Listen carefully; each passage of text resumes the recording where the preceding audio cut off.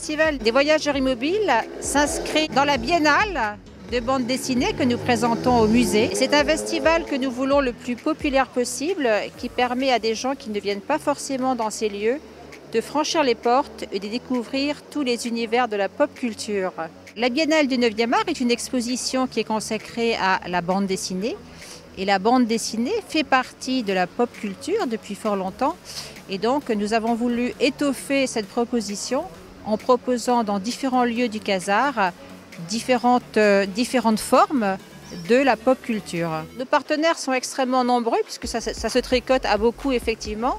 Nos partenaires, ce sont tous nos équipements culturels, bien sûr, l'Artothèque, le musée, la bibliothèque, mais aussi l'espace culturel Leclerc de Tour-la-Ville pour le Salon du Livre, la galerie parisienne French Paper qui publie des sérigraphies de super-héros, une association de cosplay, les espaces publics numériques, la galerie Diplopie.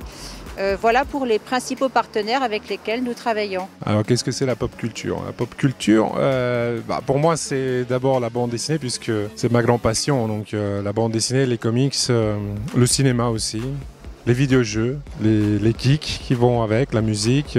C'est un festival qui se passe à Cherbourg et moi je suis dessinateur d'une bande dessinée qui se passe dans une version alternative de Cherbourg. Là c'est la sortie et le festival arrive juste au moment de la sortie de ce deuxième épisode, donc c'est vraiment très pratique. En plus, on est des auteurs vivant à Cherbourg, faisant une bande dessinée mettant en scène Cherbourg, donc c'est un petit peu naturel qu'on soit là.